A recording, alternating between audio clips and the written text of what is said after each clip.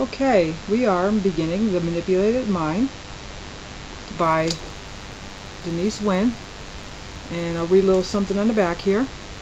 It says, ever since American prisoners of war in Korea suddenly switched sides to the communist cause, the concept of brainwashing has continued to fascinate and confuse. Is it really possible to force any thinking person to act in a way completely alien to his character? What makes so-called brainwashing so different from the equally insidious effects of indoctrination and conditioning, or even advertising and education? Research findings from psychology show that brainwashing is not a special subversive technique. It is the clever manipulation of unrealized influences that operate in all our lives. This book, by breaking down so-called brainwashing to its individual elements, shows how social conditioning, need for approval, emotional dependency, and much else that we are unaware of prevent us from being as self-directed as we think, and conversely, which human traits make us the least susceptible to subtle influence. Okay, it says about Ch1. She is a former editor of Psychology Today magazine, the UK edition. She is now a freelance editor and journalist, specializing in psychology and medicine and writing for national newspapers and magazines. She is author of the Whole Mind book, a pop dictionary/encyclopedia of everything to do with the mind. Of course, that was written when this book was published. The subtitle of the book is Brainwashing, Conditioning, and Indoctrination, put out by the Octagon Press in London. This book was published in 1983. Okay, why don't we start with the introduction? Good place to start. All right. Introduction. The term brainwashing made its debut in print in an article published by the Miami News in September 1950. The author, Edward Hunter, coined the word as a rather down-market translation of the Chinese "see now," which meant to cleanse the mind, and used the article to claim that post-revolution China was using insidious, never-before-known psychological techniques to force the Chinese into the Communist Party.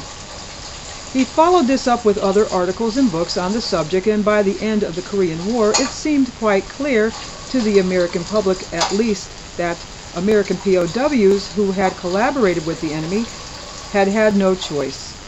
They were the innocent victims of a mind control exercise extraordinaire, a technique originally developed to persuade the Chinese of the correctness of the communist line and then applied to enemy captives. The brainwashing concept was let loose on a receptive audience. It was a shock, after all, to find that so many of the American boys captured in Korea wavered rather widely from the national line. The exact number of soldiers who, to some degree, went over to the other side varied according to the sobriety of different source material. Authors such as psychologist expert Just Mirlu, who are fearful of the effects of mass manipulation, cite that of 7,190 U.S. prisoners held in China, 70% were swayed by communist propaganda to make confessions or sign petitions calling for the end of the war, though few remained communist after the war and repatriation. Less dramatic versions of events cite 1/3 of American POWs taking up the communist cause. Either way, the figure was high enough to shock Americans into embracing the brainwashing explanation, and to numb them perhaps to the equally glaring fact that few British POWs and few, if any, Turks who suffered the same treatments capitulated. The repatriated American POWs became quite understandably a phenomenon fit for study by numerous psychiatrists and psychologists, keen to unravel what, if anything, brainwashing was, and if it wasn't, what had led their boys to undergo dramatic reductions in their allegiance to president and country. It has been the role of much later investigators of events to posit the idea that the big brainwashing scare was fostered by the CIA. Hunter, who introduced the term, was after all a CIA employee when he wrote on the subject. Not only was he a journalist, but a propaganda specialist, and had also served as a psychological warfare specialist in the Pentagon.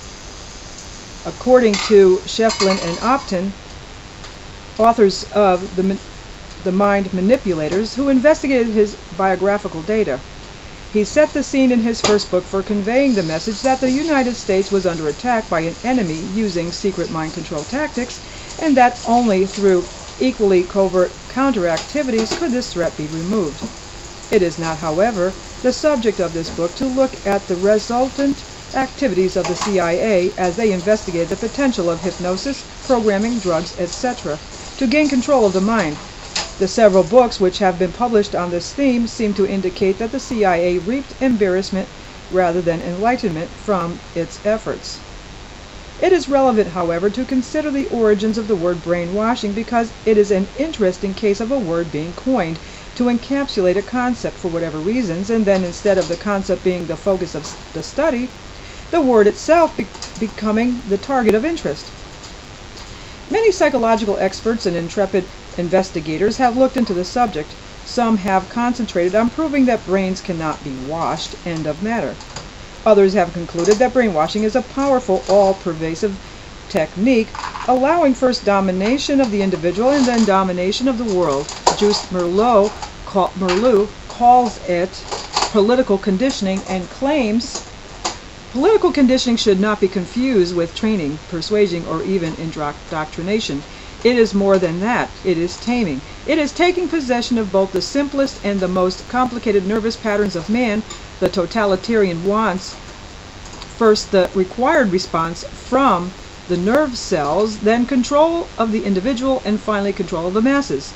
And that's from Mental Seduction and Menticide.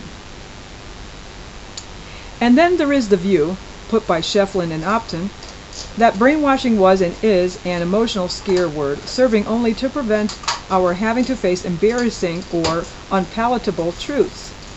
It was convenient, for example, to claim that Patty Hearst was brainwashed into taking on the aims of the revolutionary group that kidnapped her in 1974, rather than face the possible fact that even symbols of the success of the American way of life could undergo radical change. And I'm going to stop right there, and we will finish up the introduction in the next video, and I may just run right into chapter 2.